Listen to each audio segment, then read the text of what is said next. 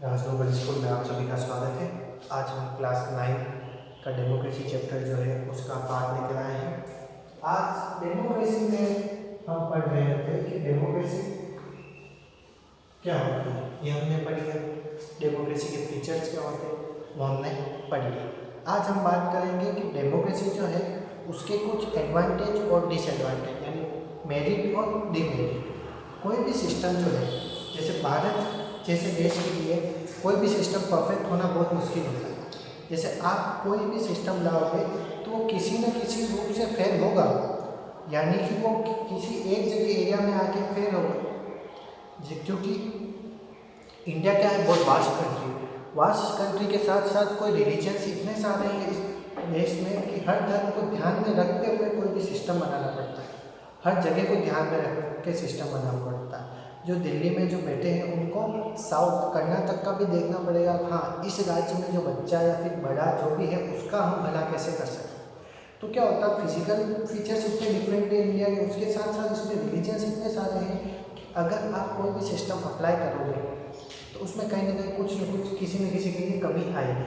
जैसे जीएसटी लगाया, तो जीएसटी भी लगाया तो कोई बात नहीं, अच्छा नोटबंदी की तो भी क्या हुआ, एक तरह से अपन कह सकते हैं इतना सक्सेस भी मिली। क्यों? क्योंकि लोग उसका तोड़ निकाल देते हैं। तो हर सिस्टम में कोई ना कोई बुराई होती है, यानी वो आइडियल सिस्टम नहीं होता है। कोई भी सिस्टम उसमें कुछ ना कुछ ऐसी कमियां होती ही होती हैं। जैसे आप देख लीजिए डेमोक्रेसी। अब डेमोक्रेसी क्या है, एक गवर्नमेंट का सिस्टम है।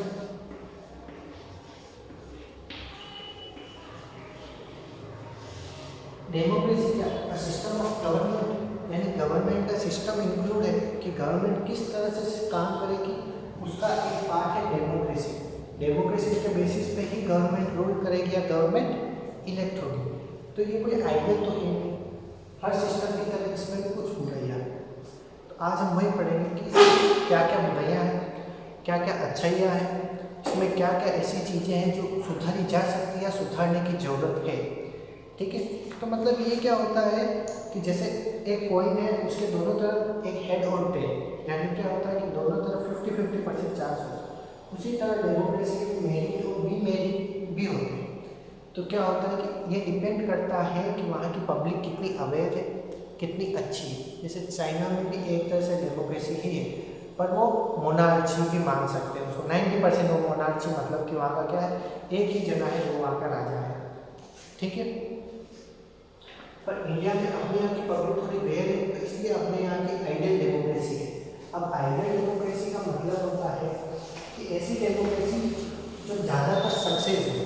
ये जो अपनी इंडिया की डेमोक्रेसी वो 80% सक्सेस है, 70 to 80% सक्सेस है, 30 to 20% ये सक्सेस नहीं है।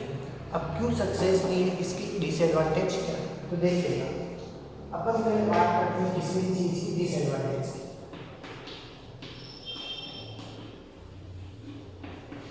यानी इसमें क्या क्या खामियां हैं। ठीक है, पहला ये क्या करता है, डिसीजन डिले हो जाता है इसमें।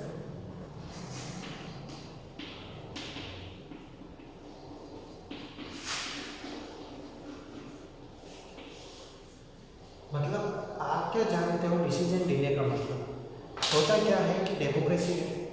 अब मैंने आपको बताया कि लोकसभा में कितने जने हैं, 546 जने हैं, लगभग 546 जने हैं।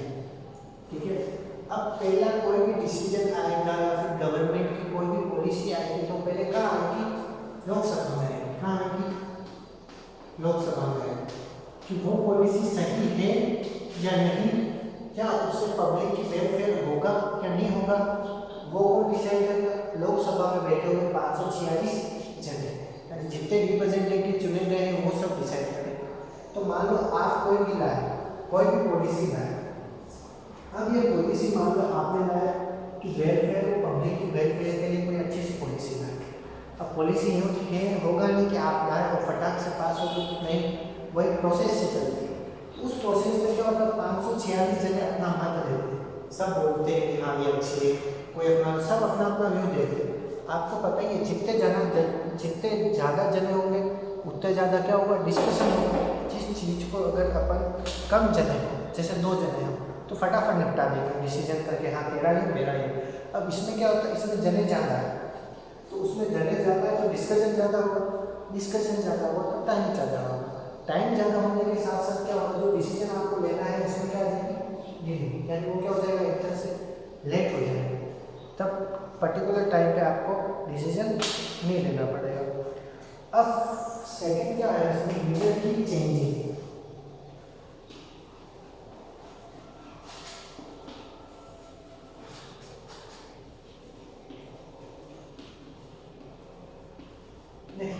आपको पता है हर 5 साल में क्या होता है, इलेक्शन होते हैं। अगर आपने अच्छा काम या फिर किसी लीडर ने अच्छा काम नहीं किया तो वो क्या होगा, चेंज हो जाएगा, तो उससे क्या होगा, तो देखिए मैंने कोई पॉलिसी बनी, अब इंडिया इतना बड़ा कंट्री है तो उसकी पॉलिसी हमने बनाई, और पॉलिसी अप्लाई करने के लिए भी 2-3 साल तो लगते ही लगते हैं। जैसे कोई भी पॉलिसी आई गवर्नमेंट पे, उसको काम करते करते टाइम लगता है, तो मान लो कोई पॉलिसी लाता है और उसको 2 से 3 साल लगता है। अब होता क्या है कि अपन का इलेक्शन आ गया, अब इलेक्शन के कारण क्या होगा, लीडर हो गया आपका चेंज, यानी एक लीडर रहा नहीं, एक लीडर क्या होगा, चेंज हो गया हर 5 साल में। जैसे ही हर 5 साल में चेंज होगा तो क्या होगा, नई गवर्नमेंट आएगी, तो नई गवर्नमेंट क्या करेगी, नए रूल अप्लाई करेगी, नए रूल अप्लाई करेगी, तो इससे क्या होगा, जितना डेवलपमेंट होना चाहिए उतना नहीं हो पाएगा। क्योंकि मान लो कि कोई गवर्नमेंट, कांग्रेस की गवर्नमेंट की सरकार थी, ठीक है, बीजेपी सरकार, और अब आई है बीजेपी, ठीक है। अब होगा क्या, जो कांग्रेस ने जो जो पॉलिसी लाई है, यानी जो जो डिसीजन लाई है, बीजेपी उसको क्या करेगी, खारिज कर देगी या फिर बंद कर देगी। होता है ये पॉलिटिकली वॉर है एक तरह से, यानी कि राजनीति हथियार। कोई पुरानी सरकार कोई लाती है उसको बीजेपी या फिर नई सरकार क्या करेगी, बंद करेगी। और मान लो बीजेपी कोई लाती है और अगली सरकार किसकी आता है, कांग्रेस की, तो कांग्रेस उस पॉलिसी को क्या करेगी, बंद कर देगी। इससे क्या होगा, ये आपस में रणनीति राजनीति करते रहते हैं, जिसके कारण क्या होता है कि लीडर का अगर चेंज होता रहता है, और लीडर हर 5 साल में चेंज होता रहेगा, तो डेवलपमेंट कब करेगा, उसको डेवलपमेंट का टाइम कब मिलेगा, वो तो सोचने में निकल जाएगा कि मैं क्या करूँ, कौन सी ऐसी पॉलिसी लाऊँ। मेरा विचार, जैसे मैं आया प्रधानमंत्री का पद, को छोटा मोटा पद नहीं, वहाँ पे इतने सारे देश के 150 करोड़ लोगों के बारे में सोचना पड़ता है। अगर आप उसके बारे में सोचते तो थोड़ा टाइम लगेगा, 1 साल 6 महीने लगेंगे, 6 महीने के बाद आप डिसीजन बनाएंगे, हाँ हम ये कुछ लाएंगे ऐसा जिससे पब्लिक का होगा। 1 साल बाद आप लोकसभा में लाए, लोकसभा में आते हैं तो उसको 6 महीने लगते हैं, तो 1.5 से 2 साल तो ये निकल गया। अब इस पूरी कंट्री में अप्लाई करने में कितने साल निकल जाएंगे, 2 साल तो निकल जाएंगे, 4 साल ये निकल गए। अब 6 महीने बाद इलेक्शन, तो बंदा इलेक्शन पे ध्यान देगा, इस पॉलिसी पे ध्यान देगा। इससे क्या होगा कि वो डेवलपमेंट नहीं होता। और मान लो कि 5 इलेक्शन के बाद सरकार ही चेंज होगी, तो वो जो पुरानी सरकार जो पॉलिसी लाएगा उसको क्या कर देंगे, नई सरकार क्या करेंगे, बंद कर देंगे। वो कुछ नया सोचेंगे, कुछ नया इन्वेंशन करेंगे या फिर कुछ नई पॉलिसी लाने की ट्राई करेंगे। तो लीडर एक के होने के कारण क्या होता है, 10 लीडर आएंगे, 10 लीडर अपना अपना अगला अलग अलग विचार वाले होंगे। एक लीडर अलग विचार का, दूसरा लीडर अलग विचार, यानी सबकी थिंकिंग अलग अलग होगी। थिंकिंग अलग अलग होगी तो उनका डेवलपमेंट करने का तरीका अलग अलग होगा। अब डेवलपमेंट करने का तरीका अलग अलग होगा तो क्या होगा, दोनों में मतभेद होंगे, पुराने और नए लीडर में मतभेद होंगे तो पब्लिक का डेवलपमेंट नहीं होगा। अब ये क्या है, डेमोक्रेसी किसके बारे में,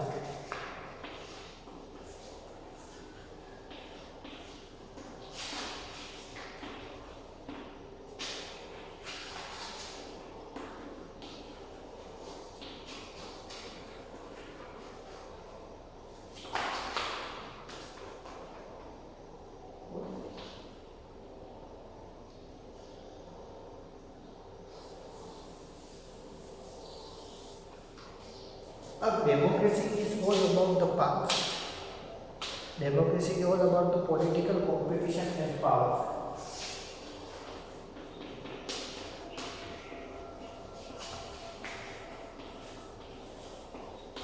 अब देखिए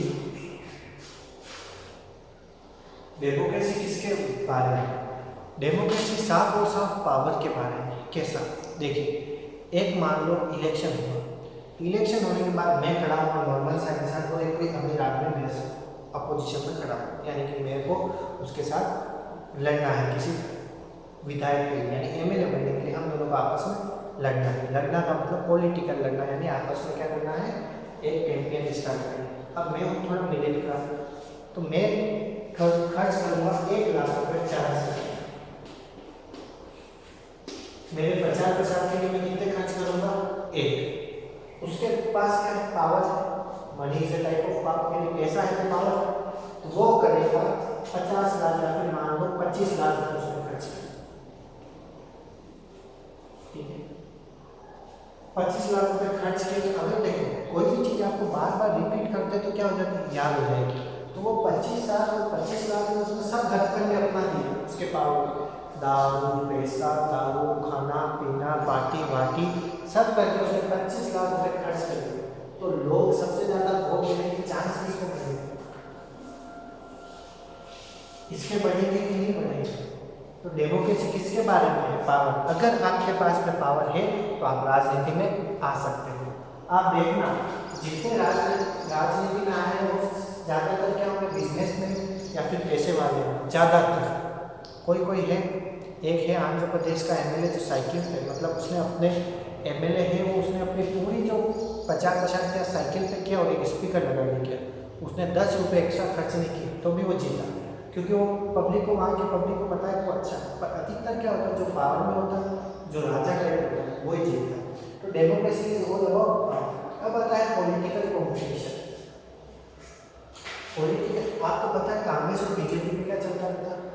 लड़ाइयाँ चलती रहती है। ये बोलेगा कांग्रेस बुरा है, वो बोलेगी बीजेपी बुरी है, वो बोलेगा फलाना बुरा है। तो ये क्या है? कॉम्पिटिशन है उनका, आपस में लड़ा रहे हैं। क्यों लड़ा रहे? सत्ता हासिल करने के लिए।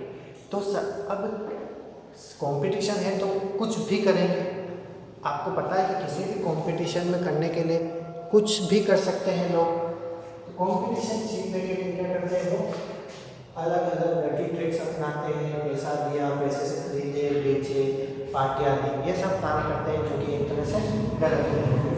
तो डेमोक्रेसी के 3 एडवांटेज, डिसएडवांटेज हमने देती है।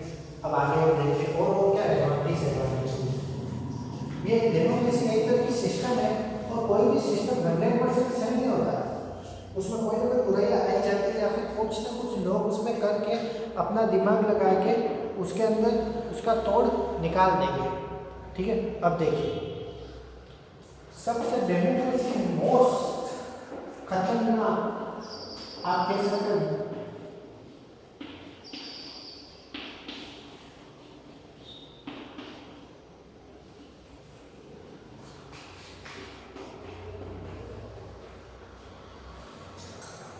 सबसे मोस्ट इम्पोर्टेंट, जो सबसे गंदा डिसएडवांटेज किसी डेमोक्रेसी कंट्री का होता है, डेमोक्रेटिक कंट्री का होता है, वो होता है करप्शन, भ्रष्टाचार। अब भ्रष्टाचार कैसे? जैसे मैं राजनेता, मैं हूँ 5th क्लास पास और आज मैं बन गया यहाँ का एमएलए। होता है 90% होता है। उसके बाद मेरे अंदर में क्या क्या है? यहाँ का सीआई, यहाँ का डीएसपी, जो मतलब अच्छे कंपटीशन एग्जाम दे के पढ़ लिख के पास हो, वो मेरे अंडर में आएंगे। अब मान लो कि डीएसपी को कराना है ट्रांसफ़र, डीएसपी को कराना है ट्रांसफ़र, तो ट्रांसफ़र किसके थ्रू? किसी राजनेता का थ्रू होगा। तो राजनेता को क्या देने पड़ेंगे? पैसे। ऐसे क्या करते हैं? करप्शन चलता है। और मान लो मैं कोई पुलिस वाला हूँ, ठीक है, मेरे ऊपर किसी राजनेता का हाथ, यानी मैं उसका खास हूँ, ठीक है, तो मैं क्या करूँगा? लोगों से जब जब पैसा मांगूंगा, कुछ भी काम निकालने के लिए पैसा मांगूंगा, इससे क्या होगा? करप्शन नहीं होगा। मैं कुछ नया काम चालू करने जाऊँगा, बड़ा काम, तो वो आ जाएंगे राजनीति, कुछ न कुछ अंगुलियाँ करने, बोलेंगे ला पैसे ला, तब जाके तेरा काम होगा। यही होता है पैसे कमाने के तरीके। यानी डेमोक्रेसी लीड टू करप्शन, यानी भ्रष्टाचार लीड करता है डेमोक्रेसी। क्योंकि आप 5 साल के लिए उनको राजा बना देते हो, तो वो पैसा कमाने के लिए अधिकतर पॉलिटिशियन बनते हैं पैसा कमाने के लिए। बात ये है, मेन बात है। उससे क्या होता है? वो पैसा कमाने के लिए कुछ भी करते हैं। तो डेमोक्रेसी के लिए वो कुछ भी करते हैं तो उसमें क्या होगा? भ्रष्टाचार होगा ही होगा। बहुत सारी मूवियाँ हैं इसके ऊपर, आपने देखी होगी, इसको इतना ज़्यादा समझने की जरूरत नहीं। You well know. अब फिफ्थ तो ऐसा है कि सही, इसमें क्या आपको पता है आपके लिए क्या अच्छा है? आपको पता है क्या कि सामने वाला खड़ा हो रहा, वो मेरा काम करेगा कि नहीं करेगा? लोग 1000 रुपये लेके आ जाएंगे, मैं आपके लिए ये काम करूँगा, वो काम करूँगा, ये काम करूँगा, पर आपको खुद को नहीं पता आपके लिए अच्छा क्या है। ठीक है, don't know want peace good hope us. यानी आम इंसान है, एक ऑर्डिनरी पीपल, वो नहीं पता उसके लिए अच्छा क्या है और बुरा क्या है। आप जाओगे, आपको अगर मैं पूछ लूँ हाँ आपको वोट देना, आपको क्या क्या चाहिए, आप ब्लैंक हो जाओगे क्योंकि आपको पता ही नहीं हाँ मेरे घर पानी आ रहा है, मेरे घर बिजली आ रही है और मुझे क्या चाहिए।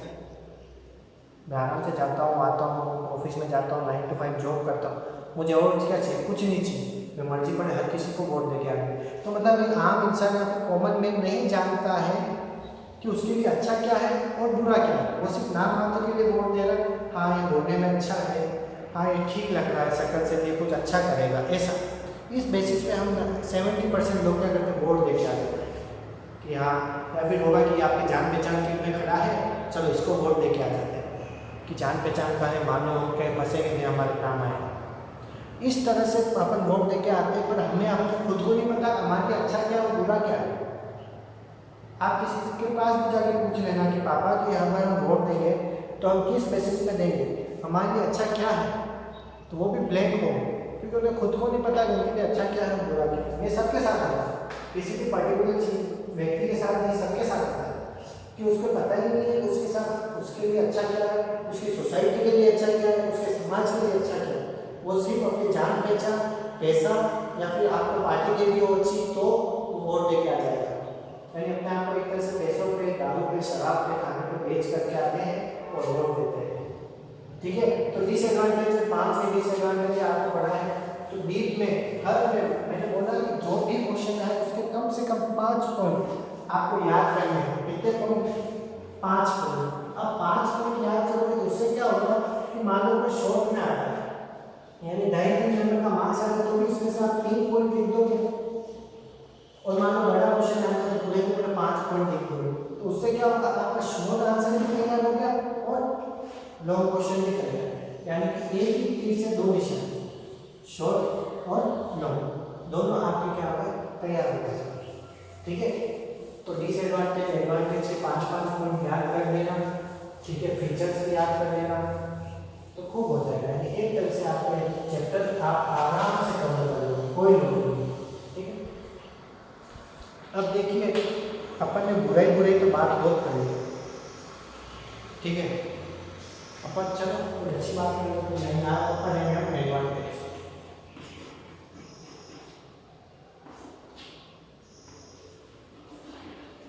हर सिक्के के 2 पहलू होते हैं, उसी तरह डेमोक्रेसी के भी कितने पहलू हैं, 2 पहलू। ठीक है,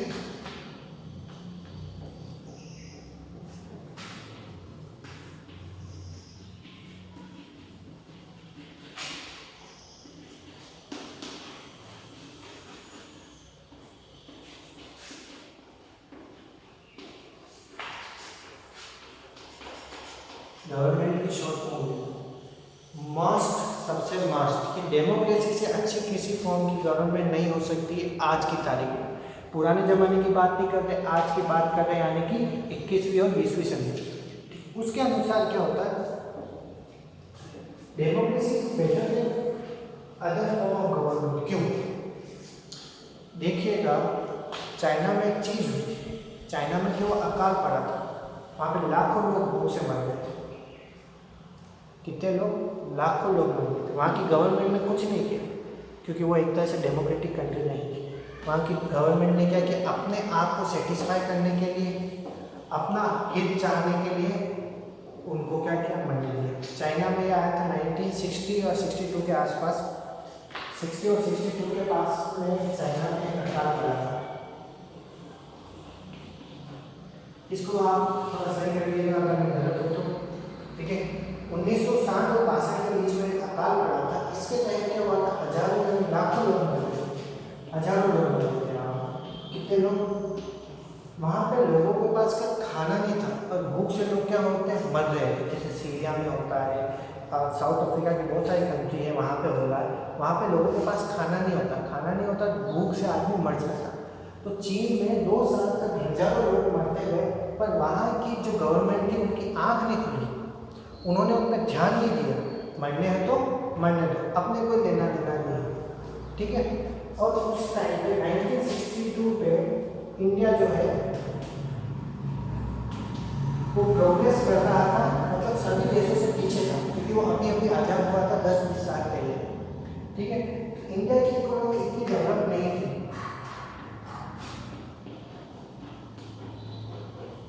मतलब इसको कह सकते थे कि उधार में जिंदगी जी रहा था उस टाइम पे इंडिया।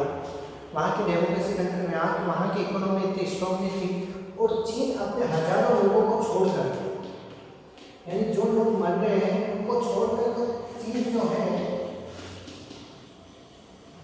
किस पे ध्यान देने लग गया था? अपनी इकोनॉमी पे ध्यान देना लग गया। इकोनॉमी के मतलब मान लो आप कितने अमीर हो, उस हिसाब से अमीर हो, कितने वेल डेवलप। तो चाइना ने अपने जो आकार बढ़ा था इस पे पैसा लगाने की जगह उसने कहाँ पैसा लगाया? इकोनॉमी में। और इंडिया की इकोनॉमी वैसे पहले से डाउन थी, तो कहते हैं 1960 के आसपास चाइना और इंडिया की इकोनॉमी बराबर थी। अब चाइना अपने कहीं से आगे है, अपने से 1.5 से 2 गुना अपने से आगे है चाइना, और इंडिया पीछे है। इसको बोलते हैं कि यूँ बोलते हैं लोग कि अगर इंडिया में डेमोक्रेसी नहीं होती तो इंडिया और आगे होता। पर अगर इंडिया में डेमोक्रेसी नहीं होती तो शायद हजार लोग इंडिया में डेमोक्रेसी है। ठीक है, लोग कहते हैं कि इंडिया में डेमोक्रेसी नहीं होती तो चाइना से आज आगे होता, क्योंकि चाइना ने क्या किया, इन हजारों लोगों की मौत के बजाय कहाँ ध्यान देना शुरू कर दिया? अपनी इकोनॉमी पर ध्यान देना शुरू कर दिया। पर अगर ये अकाल इंडिया में पड़ता तो शायद ये 1000 लोग नहीं मरते।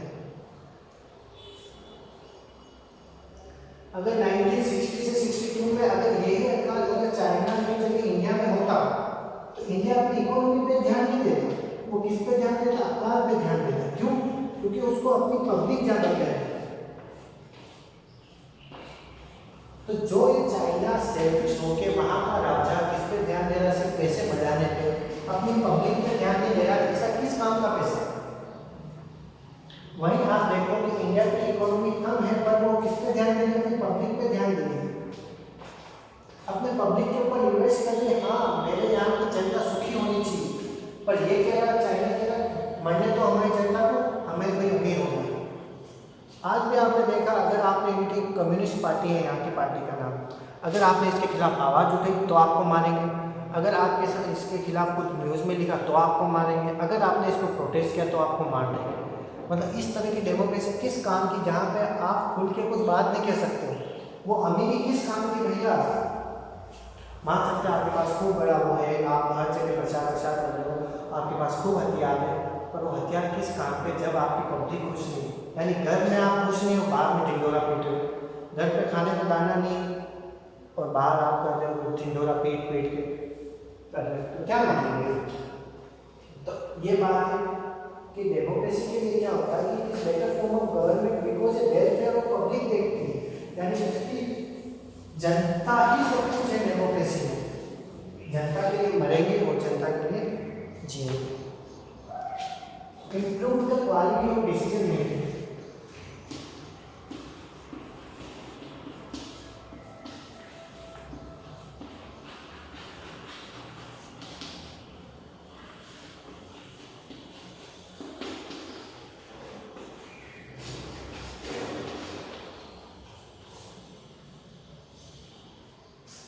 Improve the quality of decision making का मतलब क्या है? मैंने आपको बताया कि अपने गवर्नमेंट में कोई भी अगर आप पॉलिसी लाओ, कोई भी डिसीजन लाओ या कुछ भी लाओ, तो आपको क्या करना पड़ता है? आपको करना पड़ता है थोड़ी देर डिस्कशन करना पड़ता है लोगों के साथ, लोकसभा में।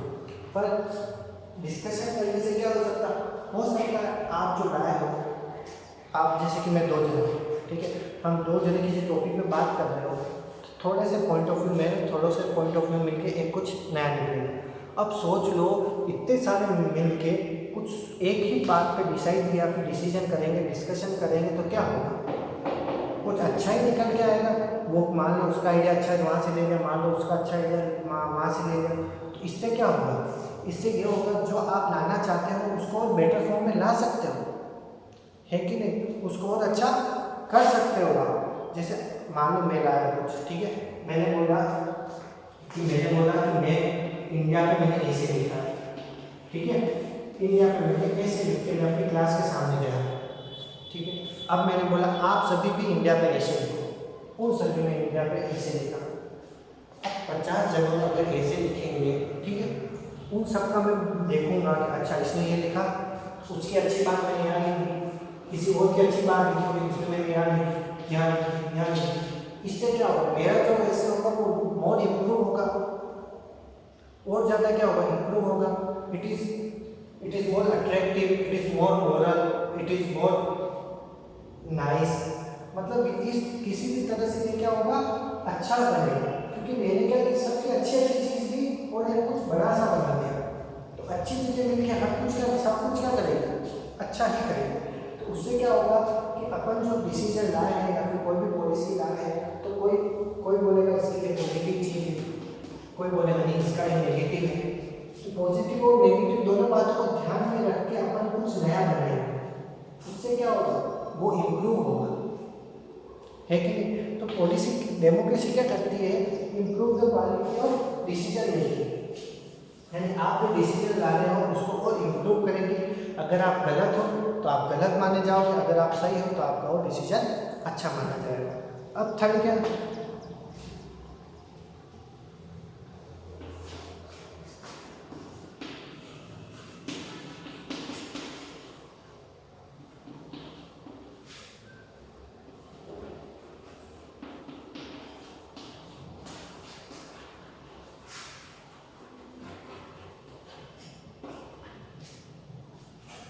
अब देखिए, अब इंडिया है, मैंने बोला इंडिया को वास्ट कंट्री के साथ साथ they have different religion, they have different caste, they have different thoughts, due to this they are conflict. मतलब उनके बीच में क्या होगी, लड़ाइयाँ होगी, they start fighting each other. पर डेमोक्रेसी क्या करता है कि deals with the conflicts and difference, यानी कि देखिए आप जैसे कि हिंदू मुसलमान का दंगा हो गया, हिंदू मुसलमान का दंगा हो गया, डेमोक्रेसी डील करेगी कैसे। हम यूँ करेंगे कि मान लो हमने बोल दिया कि आप हिंदू हो, आप मुसलमान हो, हाँ आपको भी बराबर अधिकार है, आपको भी बराबर अधिकार है, ना आप बड़े हो ना आप छोटे हो, ठीक है, ना आपने गलत किया ना आपने गलत किया, ठीक है। तो उससे क्या होगा, दोनों में समानता की भावना है, ना मैं इससे छोटा हूँ ना मैं इससे बड़ा, ये भी मेरे बराबर ये भी मेरे बराबर। लड़ाइयाँ कब होती है, फिर छोटे या बड़े में लड़ाइयाँ होगी, या आपके थॉट्स अलग होंगे तो लड़ाइयाँ होगी। तो जब क्या होगा, डेमोक्रेसी है तो उनको अधिकार है, अगर मेरे साथ कुछ गलत होगा तो सही कौन करेगा, डेमोक्रेसी। अगर इनके साथ कोई गलत होगा या फिर इनके साथ कोई गलत होगा तो वो कहाँ जाएंगे, कोर्ट में जाएंगे, क्योंकि उन्हें अधिकार है। तो ये सब प्रोवाइड कौन करता है, डेमोक्रेसी। अगर आप खुद हथियार लेके मारपीट करने लगेंगे गलत है, अगर आपको तलवार लेकर किसी का गर्दन काट लेंगे तो आपको फांसी की सजा होगी ही होगी, क्योंकि आपको यह अधिकार नहीं कि आप किसी और का जीवन ले सकते हैं। तो बेसिकली क्या होता है, democracy deals with the conflict and differences, यानी जो आपकी लड़ाइयाँ हैं उनको सॉल्व करेगा, आपकी डिफरेंट रिलीजन के बीच, कम्युनिटी के बीच में जो मिसअंडरस्टैंडिंग है उनको डील करेगा, उनको सुधार करने की कोशिश करेगा। तो उससे कारण क्या होगा, जो डेमोक्रेसी है वो क्या होगी, अच्छी से सुधरी हुई डेमोक्रेसी, और अच्छे से लोग रह सकते। अगर मान लो इंडिया में डेमोक्रेसी नहीं होती तो शायद ही इंडिया आज ऐसा होता, ठीक है, क्योंकि इसमें बेसिकली आज भी आपने देख लेना कि पॉलिटिशियन न्यूज़ वाले क्या करते हैं, भिड़ाने की ट्राई करते हैं, उनको क्या चाहिए, टीआरपी चाहिए, उसके लिए वो कुछ भी बोलेंगे, किसी से भी लड़ाएंगे। ये डेमोक्रेसी है जो इंडिया को बचा के रखा है, ठीक है ना। अब ये तीन है इसके। अब सिटीजनशिप सबसे ज़्यादा power give the power to democracy.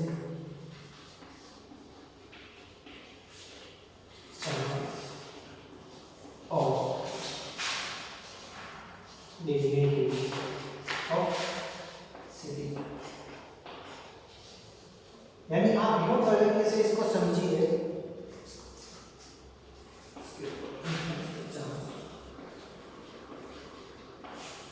आप इस तरीके से इसलिए पढ़िए कि मान लो कि based on the principle of political equality, ठीक है, मतलब कि सब कुछ बराबर है।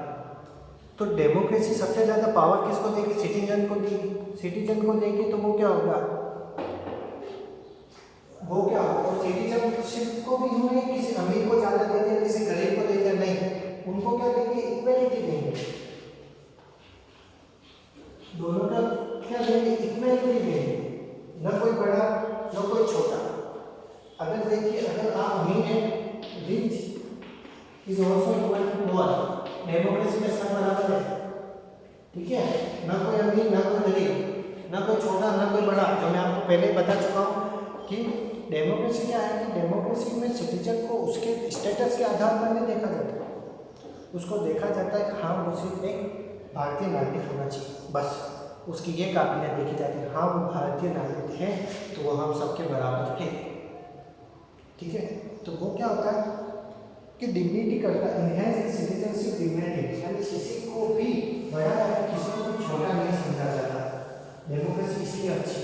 अब मान लो इसी जगह कोई मोनार्ची होती, मोनार्ची का मतलब होता है राजा महाराजा, तो वो क्या हो सकता है कि वो डिफेंस करता हो सकता है, जो उसका करीबी है उसके रिश्तेदारों को अच्छा प्रोटेक्शन दे, हो सकता है उसके साथ अच्छा व्यवहार करे, ठीक है। 4 पॉइंट हो गए हैं, आपको मेरिट डिमेरिट एडवांटेज डिसएडवांटेज दोनों बता दिया है। कल एक सिंपल सा टॉपिक बचा, मॉडर्न मीनिंग ऑफ डेमोक्रेसी, थोड़ा बहुत है, हम सब कल के टाइम पे ये आपका चैप्टर कंप्लीट हो जाए। आज के लिए इतना ही, घर पे रहें, सुरक्षित रहें, धन्यवाद।